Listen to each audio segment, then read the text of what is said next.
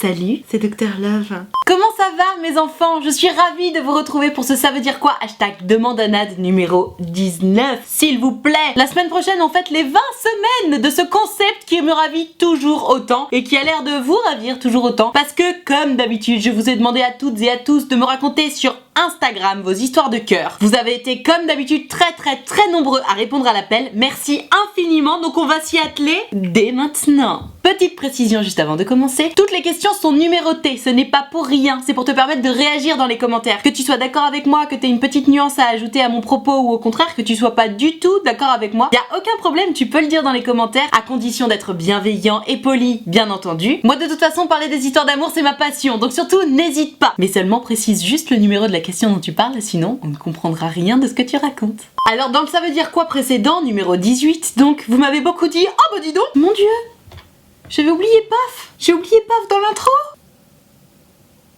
Donc je disais dans l'épisode précédent, vous avez été nombreux à me dire « Oh bah dis donc Nad, oulala, t'es vénère et tout !» Mais sachez que je suis vénère quand il y a des histoires qui me révoltent. Et donc bah on commence avec une histoire qui me révolte. Coucou Nad, avec mon premier copain, ça faisait plus d'1 an, mais il était assez méchant avec moi. Entre parenthèses, insultes, désintérêt, excès de jalousie, disputes spectaculaires, mensonges et j'en passe. Ça commence bien. Je l'ai donc quitté mais nous nous sommes remis ensemble presque directement. Il est resté parfait quelques jours, mais voilà qu'il recommence de plus belle à être irrespectueux en disant que c'est normal. Chasse le naturel, il revient au galop, j'ai envie de te dire. Mon entourage me dit que c'est une relation totalement toxique, je n'arrive quand même pas à me passer de lui et je n'arrive pas à savoir si je dois le quitter et si oui, comment. J'ai également peur que ce ne soit qu'un caprice de connaître un peu la vie d'adolescente de 17 ans célibataire. Je suis perdue et je ne sais pas quoi faire, merci pour ton aide, hashtag demande à Nad.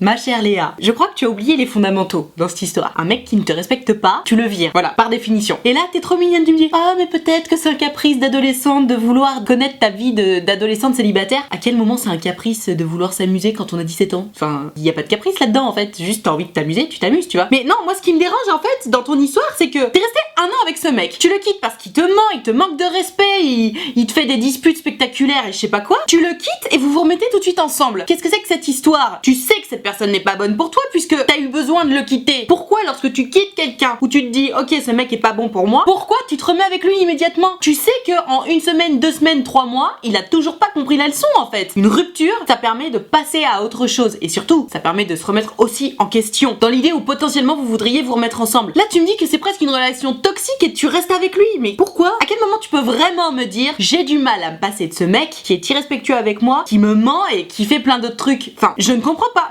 Ces lunettes sont vraiment dégueulasses. Vraiment, je n'arrive pas à comprendre pourquoi tu te fais ça, pourquoi tu t'infliges ça à toi-même. Donc est-ce que tu dois le quitter ou pas? Ça mon petit, j'ai envie de te dire, c'est pas à moi de te répondre. La vraie question à te poser, c'est est-ce que t'es heureuse ou est-ce que t'es pas heureuse? Si il te casse les couilles et qu'il te manque de respect, je me doute que t'es pas heureuse. L'amour, c'est beaucoup plus binaire que ce qu'on croit, hein. Soit t'es heureux, soit t'es pas heureux. Si t'es heureux, tout va bien. Si t'es pas heureux, 2 options. Soit tu le quittes, soit tu restes quand même avec lui et t'essaies d'arranger les choses. Là, vous avez déjà essayé. Ça fait 1 an que vous êtes ensemble, vous avez déjà essayé de vous séparer, vous avez pas réussi.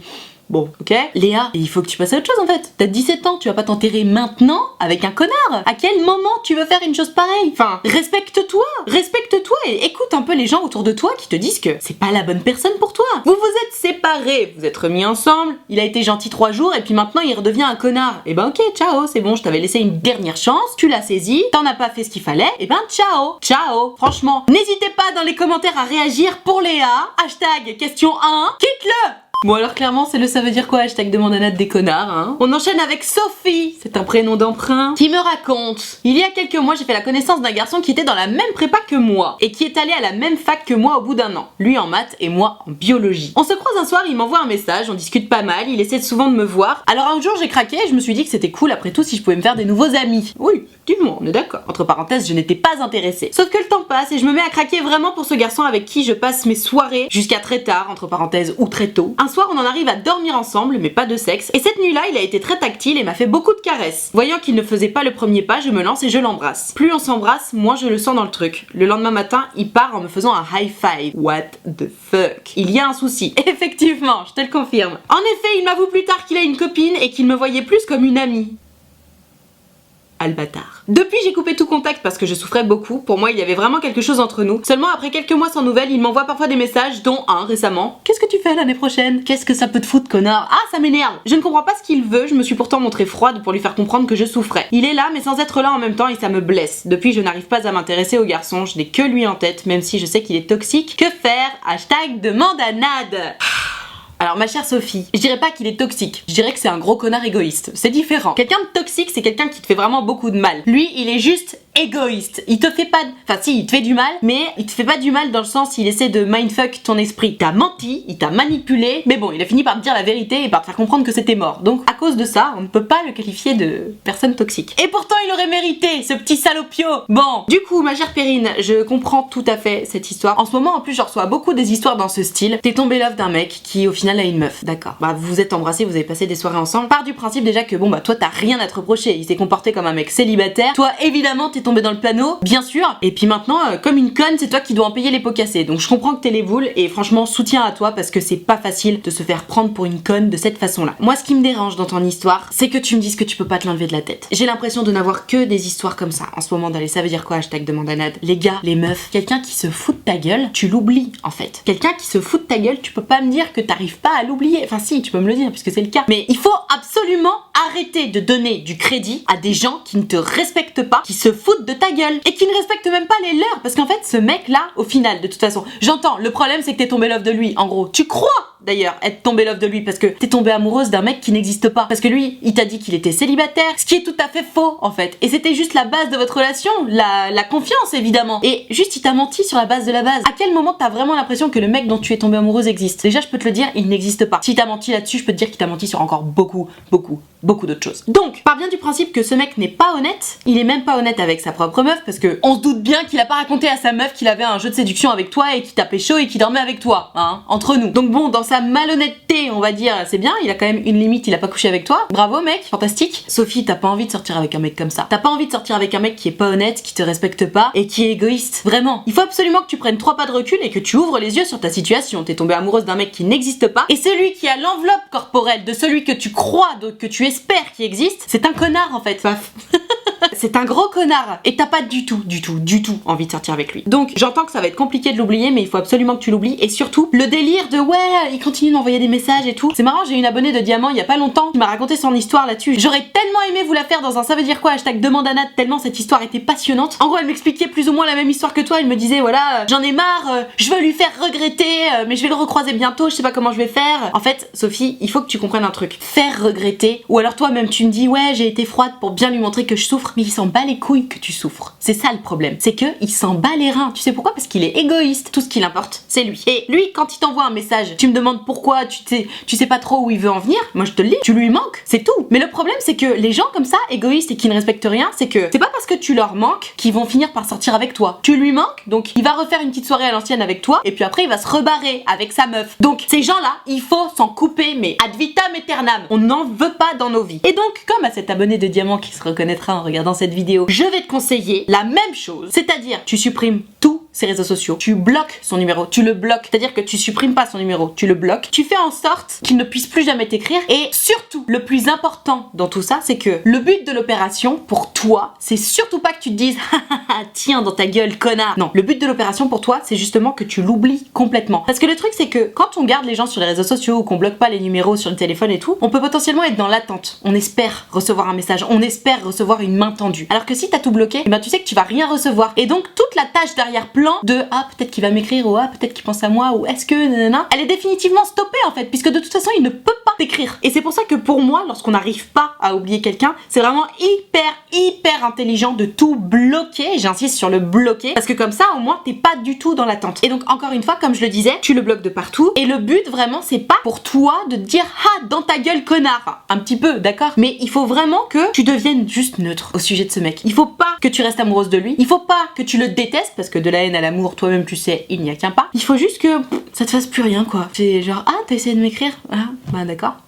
salut. Et que ça ne te coûte rien de faire ça en fait. C'est là, c'est à ce point-là qu'on veut arriver. Donc Sophie, je comprends que t'es le seum, je comprends que t'es les boules, t'es tombée sur un connard, on s'est foutu de ta gueule. Ne pars pas du principe que tous les mecs sont comme ça parce que ce n'est pas vrai. La prochaine fois, sois peut-être un tout petit peu plus vigilante. Vraiment, suis la marche à suivre. Tu bloques tous ses réseaux sociaux et tu cherches juste plus jamais à le revoir. C'est un connard, il te rendra jamais heureuse. Vraiment. Alors là, pour l'instant, c'est dur, mais je t'assure que dans 2 ans, quand t'auras trouvé la perle rare, le mec qui te correspond parfaitement, je te promets que tu penseras à cet abruti qui s'est foutu de ta gueule et tu te diras ah putain, j'ai tellement bien fait de le bloquer partout. Vraiment. Et courage. On enchaîne avec le problème de Inès qui est quand même plus ou moins middle. Ça a commencé en avril. Un garçon me plaisait depuis longtemps et je n'arrivais plus à me retenir de le lui dire. Alors je lui ai fait tout un pavé pour lui exprimer mes sentiments. Entre parenthèses, oui, parce que je suis beaucoup trop timide pour le dire en face. Et ben déjà, c'est bien. Bravo. Franchement, bien wesh. C'est pas forcément la façon la plus fine de le faire, mais bien wesh. Au moins t'as porté tes balls. Et il m'avait juste répondu que pour l'instant il n'avait pas de sentiments, mais que ça viendrait peut-être avec le temps. Ok, plutôt engageant. Après on avait commencé des sorties avec les potes, mais on était méga complices à se taquiner H24. J'ai vraiment pensé qu'il pouvait y avoir un truc. Il m'avait même demandé une fois ce que je ferais s'il m'embrassait. Ok, cool. Mais depuis un mois, il m'ignore et il y a 2 semaines, je l'ai vu embrasser une autre. Depuis, elle est sa copine. Ah bah oui, d'accord. Ça me fait mal de les voir s'embrasser devant moi, mais en même temps, il me sourit quelquefois comme si j'étais encore importante pour lui. Je l'ai quand même bloqué sur les réseaux sociaux pour essayer de l'oublier, mais rien ne marche, sachant que je suis obligée de le voir pratiquement toutes les semaines. Je ne sais pas quoi faire et j'espère vraiment que tu liras mon message. Alors, Inès, je ne sais pas comment tu t'appelles. On va dire Ina.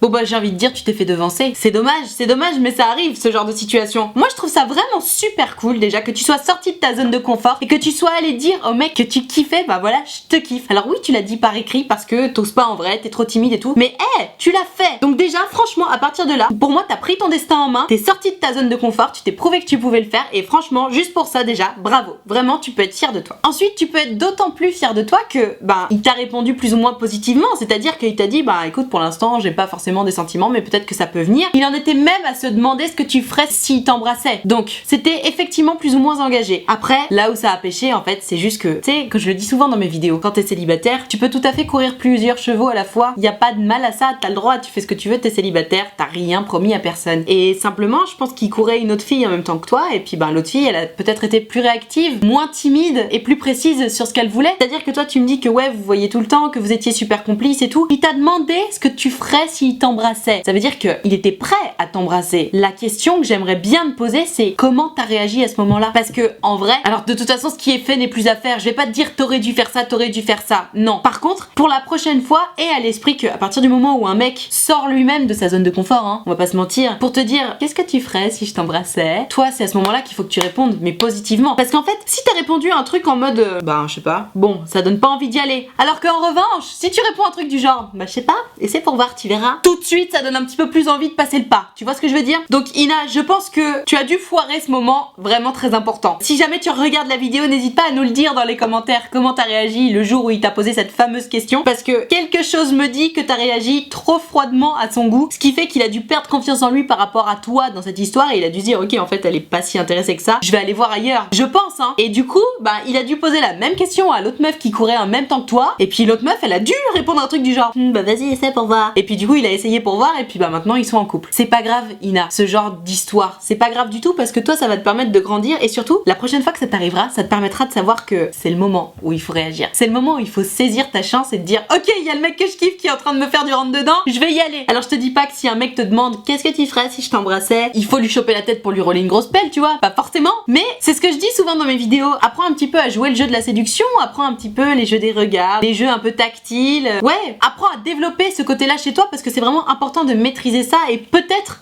que si tu l'avais déjà maîtrisé, tu l'aurais chopé ce garçon. Après, entre nous, c'est peut-être pas une grosse perte non plus parce que de toute façon, s'il a reporté aussi vite son attention sur quelqu'un d'autre, bon, c'est qu'il était intéressé mais sans plus non plus. Donc, te flagelle pas. Dis-toi juste que à partir du moment où les choses se font pas, c'est qu'elles devaient pas se faire. Alors moi, je détestais cette phrase quand j'étais le dindon de la farce. Malgré tout, pense de cette façon-là parce que ça va être la meilleure façon pour toi de l'oublier. Là, tu me dis que tu l'as bloqué sur les réseaux sociaux et tout, c'est super. Bravo, c'est exactement ce que je disais en début de vidéo. T'as même même pas vu la vidéo encore que tu fais déjà ce que je dis. C'est bien. Et le problème du coup, c'est que tu le vois quand même régulièrement. Je comprends que ce soit chiant, et c'est peut-être de l'éviter un petit peu. Et puis si un jour il vient vers toi en te disant je comprends pas pourquoi tu me fais la gueule, bah dis-lui les choses clairement, hein. Tu lui dis écoute, moi je pensais qu'on allait sortir ensemble, tu t'es mis à m'ignorer, 2 semaines après je te vois avec une autre meuf, j'ai le seum et j'ai plus envie de te parler. Franchement, dis-le clairement parce que t'as le droit d'avoir le seum, t'as le droit de lui dire ouais j'y ai cru, ouais j'ai cru qu'on allait sortir ensemble, tu m'as laissé croire qu'on allait sortir ensemble et puis tu m'as ignoré comme une merde et tu m'as laissé toute seule comme une grosse merde et je t'en veux pour ça et je ne veux plus parler avec toi pour ça. Donc franchement, si un jour il vient vers toi en te disant mais pourquoi tu m'ignores, pourquoi tu me fais la gueule ou j'en sais rien, dis-lui les choses bien clairement parce que toi ça va te permettre de vider ton sac, lui il va peut-être quand même pouvoir se remettre un tout petit peu en question malgré tout parce que courir plusieurs chevaux à la fois, j'avoue, il y a pas de problème avec ça, même moi je dis que bon, il y a pas de souci avec ça. Malgré tout, il faut quand même pas manquer de respect aux gens avec qui on joue entre guillemets. On se met pas à ignorer les gens du jour au lendemain, même si c'est quand même de monnaie courante hein, dans la drague quand on est encore célibataire. J'ai très souvent beaucoup d'histoires de gens qui me disent ah, il ou elle s'est mis à m'ignorer du jour au lendemain, pourquoi? Mais il y a pas de pourquoi en fait. La seule réponse c'est que il ou elle a trouvé quelqu'un d'autre, c'est tout. C'est assez difficile cette situation là. En tout cas, courage pour l'oublier. Je trouve que t'es sur la bonne voie. Reste bien bloqué sur les réseaux sociaux et je te dis, essaie de l'ignorer au maximum quand tu le croises. Je sais que c'est pas évident de croiser son crush tous les jours. Malheureusement, le seul paramètre qui te manque encore pour l'instant, c'est du temps. Et tu verras, avec le temps, tout s'en va. Et avec un crush, ça va encore plus vite, hein. Donc si tu trouves un nouveau crush,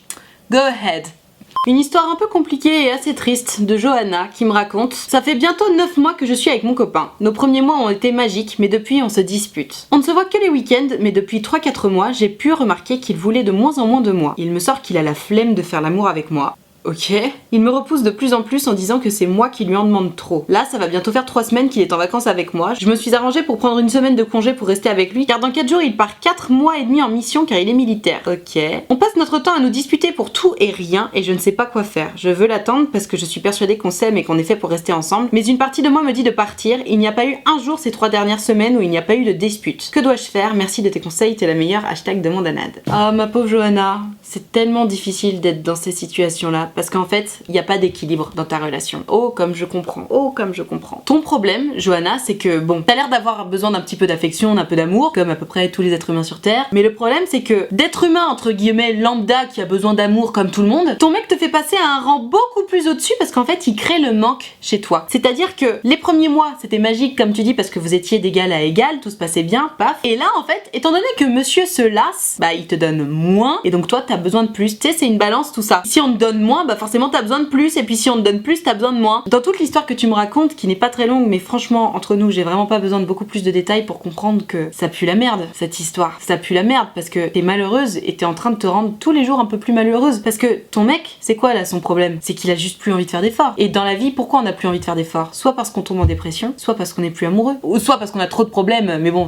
pour moi, ça va avec la dépression. Genre, quand tu ne fais plus d'efforts en couple, il y a juste 2 raisons. Soit t'es plus amoureux, soit t'as des problèmes dans ta tête, et puis ben c'est chiant, et t'es plus concentré sur ton couple. Moi là, ton mec il me fait un de ces effets là, donc je sais pas s'il est plus amoureux de toi ou s'il a trop de problèmes que le fait de justement partir 4 mois et demi en mission en étant militaire. Bon, je me doute que c'est lourd à porter, donc peut-être que c'est à cause de ça qu'il devient désagréable avec toi. En fait, ce qu'il a pas compris ton mec, c'est que t'es quand même vraiment bien gentil de vouloir l'attendre pendant que monsieur fait ses missions de 4 mois. Il y a beaucoup de couples de militaires qui se séparent parce que justement l'un ou l'autre doit partir en mission et que la personne qui reste, elle en a marre en fait. Elle en a marre parce qu'elle reste toute seule. Évidemment, c'est difficile du côté du militaire parce qu'il part en mission, il risque sa vie, c'est terrible. Mais du côté de celui qui reste, putain, il reste seul avec l'énorme vide qu'a laissé l'autre qui est parti. Et en plus, celui qui reste, il a peur qu'il arrive quelque chose au militaire qui lui se met en danger de mort selon la mission. Mais Johanna, ce mec il a juste pas conscience du joyau qu'il a entre les mains. T'es là, tu l'aimes, t'es présente pour lui, t'es gentille avec lui, t'es attentionnée. Et lui, il se permet de te dire des trucs du style: j'ai la flemme de faire l'amour avec toi. Mais ça veut dire quoi du non-respect là? Qu'est-ce qui se passe? J'ai que des histoires de mecs qui respectent pas leur meuf. Et surtout, j'ai que des histoires de meufs qui me disent: mon mec ne me respecte pas, mais je l'aime. Ça va être notre première règle sur cette chaîne YouTube. Si quelqu'un ne te respecte pas, il faut absolument arrêter de lui donner de l'amour. Absolument. Et toi, dans ton cas, Johanna, il faut absolument que tu aies une conversation avec ton mec. Alors j'espère que cette vidéo sortira avant qu'il ne parte en mission. Je sais pas si t'as le moyen de discuter avec lui lorsqu'il est en mission. Tu ne peux pas laisser ton mec te manquer de respect comme ça. Oui, monsieur part en mission pendant 4 mois, mais c'est son job et c'est lui qui l'a choisi. C'est pas ta faute s'il part en mission. Déjà, non seulement c'est pas ta faute, mais en plus, toi aussi, tu payes les pots, entre guillemets, de son choix parce que tu vas te retrouver toute seule pendant 4 mois et t'es prête à l'attendre et il fait la gueule. C'est quoi cette princesse là? C'est qui ce mec? Enfin, c'est qui ce connard? Excuse-moi, c'est un connard, merde! Tu te casses le cul à l'attendre, à lui dire que tu l'aimes, à être présente pour lui, et lui, il a la flemme de faire l'amour avec toi et il s'en bat les couilles de toi. Mais c'est quoi ce monde de merde? On marche sur la tête, les gars. Johanna, tu vas me faire le plaisir d'ouvrir grand les yeux et de te rendre compte que ton mec il se fout de ta gueule. Et toi, t'as peut-être l'impression d'être amoureuse de lui, mais je t'assure que non, t'es pas amoureuse de lui. Il te fait ressentir un manque affectif parce qu'il te donne pas tout ce qu'il devrait te donner. Et donc toi, étant donné que c'est ton mec, tu te dis ok, il faut absolument que je reçoive tout cet amour que j'ai en déficit de sa part à lui puisque c'est mon mec. En fait non, il faut que t'arrêtes le jeu parce que c'est trop là, il se fout de ta gueule. Donc lui, tu vas lui expliquer une bonne chose, c'est que soit il te respecte et il est gentil avec toi, soit tu te barres. Et pour répondre à beaucoup de vos remarques sur une de mes dernières vidéos où je crois que c'était un ça veut dire quoi, où il y avait quelqu'un qui avait eu un ultimatum de la part de son mec ou de sa meuf, et j'avais dit si on te pose un ultimatum, barre-toi. Alors l'ultimatum en question n'a rien à voir avec l'ultimatum que je suis en train de te proposer à toi, Johanna. C'est-à-dire que toi là, je te dis de dire à ton mec, soit tu te comportes mieux avec moi, soit je me casse. L'ultimatum dont je parlais dans la vidéo, c'était soit t'abandonnes ta passion, soit je me casse. Et donc forcément ça fonctionnait pas. Un ultimatum en termes de comportement, évidemment c'est possible. Un ultimatum sur d'autres trucs, non c'est pas cool. Donc j'en reviens à mes moutons. Johanna, il va falloir que tu te fasses respecter par ton mec parce que t'es déjà bien gentille en fait d'être aussi gentille avec lui et tu mérites qu'on soit aussi gentil avec toi. Un mec qui te dit j'ai la flemme de faire l'amour avec toi, bah franchement c'est pas sympa. Et en plus vous engueulez tout le temps. Tu vois bien qu'il y a quelque chose qui va pas dans votre couple. Tu vois bien qu'il y a quelque chose qui doit être soit fixé, soit pas fixé et du coup vous vous séparez. Mais franchement on n'attend pas qu'il parte en mission pendant 4 mois pour avoir cette conversation parce qu'évidemment quand il va revenir dans 4 mois ça va être magique, vous allez être trop content de vous retrouver. Et puis au bout de 3 semaines vous allez vous réengueuler et puis il va devoir repartir. Non, t'as pas envie de vivre cette vie là. Franchement,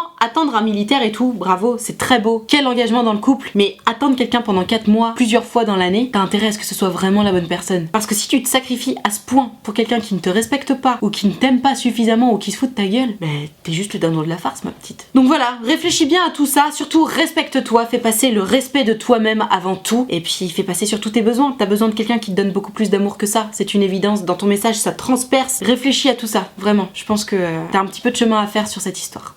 Ah alors là j'aime beaucoup, on a la suite d'un ça veut dire quoi hashtag demande à Nad. Alors c'était une histoire qui était dans le ça veut dire quoi numéro 8 et c'était la question 5. En gros c'était une jeune fille dont le copain était en kiné et il passait un peu trop de temps avec une copine de kiné pour bosser la pratique chez elle. Pour celles et ceux qui s'en souviennent, si tu t'en souviens pas tu pourras aller checker le ça veut dire quoi numéro 8 question 5. Donc cette jeune fille vient me raconter la suite, donc je vous lis le message. Depuis cette vidéo il s'est éloigné de cette fille car je lui ai fait part du problème, il n'a pas vu d'inconvénient à ça et il a même compris le malentendu pour moi. Donc merci pour tes conseils, ça m'a vraiment aidé à en parler. Avec grand plaisir. Cependant, ça lui fait plaisir de m'inviter à quelques soirées avec ses amis, entre parenthèses, je n'étudie pas la kiné, et de croiser cette fille à nouveau. Ah ouais, oui, je comprends. Cette fille fait comme si de rien n'était, elle est même très sympa avec moi, mais moi j'avoue que je suis un petit peu mal à l'aise car elle est au courant du problème. En effet, pour régler ce problème, mon copain lui en a parlé, et cette fille a compris son éloignement, malgré qu'elle soit super déçue car elle l'aimait bien. Oui, bah ça on avait bien compris qu'elle l'aimait bien. Donc quand je vais aux soirées et que je la croise, même si ça ne semble pas lui poser de problème à elle, moi j'avoue que je suis très mal à l'aise. Alors que dois-je faire? Est-ce que je dois lui en parler à cette fille? Est-ce que je dois faire comme si de rien n'était? Merci d'avance de ta réponse. Tes conseils m'ont été très précieux la première fois lors du ça veut dire quoi. Avec grand plaisir mon petit. Alors, je comprends. Alors déjà, je suis très contente que ton mec ait compris que pour toi, ben c'était un petit peu bizarre sa proximité avec cette fille-là. Et ben encore une fois, c'est la preuve que ton mec est amoureux de toi. Tu vois, il a coupé les ponts avec cette fille-là. Et on peut pas non plus en vouloir à cette fille d'avoir dit franchement et honnêtement, ah ben dommage parce que je t'aimais drôlement. On le savait qu'elle l'aimait drôlement, hein, sinon elle l'aurait pas invité tout seul chez elle pour bosser la pratique. Donc on le savait. Là-dessus, on n'apprend rien de nouveau. Moi, ce que je vois dans ta situation, mon petit, c'est que ben du coup maintenant ton mec il t'invite aux soirées kiné, donc tu connais tout le monde. Cette nana, elle se comporte bien avec toi et putain, c'est cool. Enfin quelqu'un d'intègre parce que elle aurait pu être bitchy avec toi. Elle aurait pu essayer de te faire la misère, essayer de te séparer de ton mec. C'est comme toutes ces connasses qu'on voit dans les films américains. Bon là, elle se comporte bien avec toi, elle est sympa. Je peux comprendre ton malaise parce que tu te dis bon bah c'est un peu à cause de moi qu'elle voit plus mon mec. Mais en même temps, meuf, impose-toi. Au contraire. Ouais, c'est à cause de toi qu'elle voit plus ton mec. Et pour cause.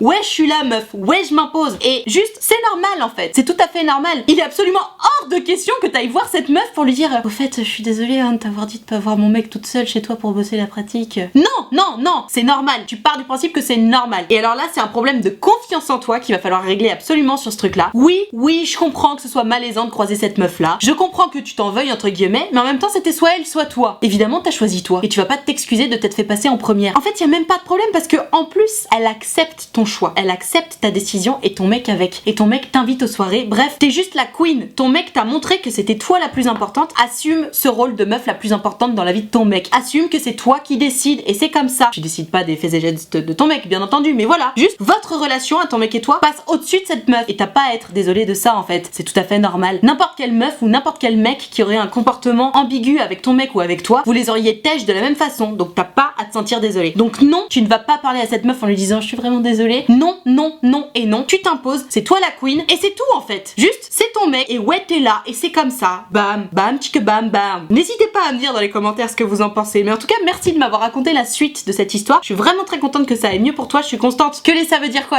#demande à Nad ait pu t'aider là-dessus. Et vraiment, à partir de maintenant, prends confiance en toi. Assume. Assume-toi. Assume la place que ton mec t'a donnée dans sa vie en fait. C'est une chance incroyable. Il y a tellement de meufs qui rêveraient d'avoir ce pouvoir entre guillemets sur leur propre mec, d'avoir cette place aussi importante de number one dans la tête de leur mec. Franchement, profites-en. T'as de la chance. Tu as de la chance. Ton mec te respecte. Alors va pas t'excuser auprès des autres de voir que ton mec te respecte et fais attention à ce que tu ressens. Ok ? Voilà, je vais m'arrêter là pour ça veut dire quoi #demande à Nad numéro 19. Merci d'être toujours plus nombreux et nombreuses à me répondre quand je fais l'appel de l'histoire du ça veut dire quoi #demande à Nad. Aujourd'hui, juste pour rigoler, genre je me suis dit allez, je vais faire l'appel 1 heure avant de tourner et j'avais déjà des centaines de messages, c'est incroyable, vous êtes fous. Merci beaucoup, je vous aime tellement. Si cette vidéo t'a plu, si elle t'a aidé à y voir un peu plus clair, si elle t'a appris des choses, tu me poses le pouce bleu. Toi-même tu sais, tu cliques sur le pouce bleu, ça me fera drôlement plaisir parce que ça récompense mon travail et puis ça me permet de savoir que t'as aimé mon travail. Donc c'est hyper important pour moi. C'est d'ailleurs à peu près aussi important que de s'abonner à cette chaîne YouTube, j'ai envie de te dire. Fais-le maintenant aussi, tu cliques sur s'abonner et surtout tu cliques sur la cloche, comme ça tu louperas aucune de mes vidéos et ça c'est le feu. De l'autre côté, si tu veux pouvoir participer aux prochaines vidéos en me posant tes questions ou en me racontant ton histoire, c'est sur Instagram que ça se passe. Donc tu n'as qu'à venir me suivre et tu verras, je fais toujours des stories où j'annonce le titre de la vidéo que je suis en train de préparer et selon le type de vidéo, soit je mets une boîte à questions, soit je t'invite à me raconter ton histoire en message privé comme pour les ça veut dire quoi. Donc si tu veux pouvoir faire tout ça, tu n'as qu'à venir me suivre dès à présent sur Instagram. Je t'attends.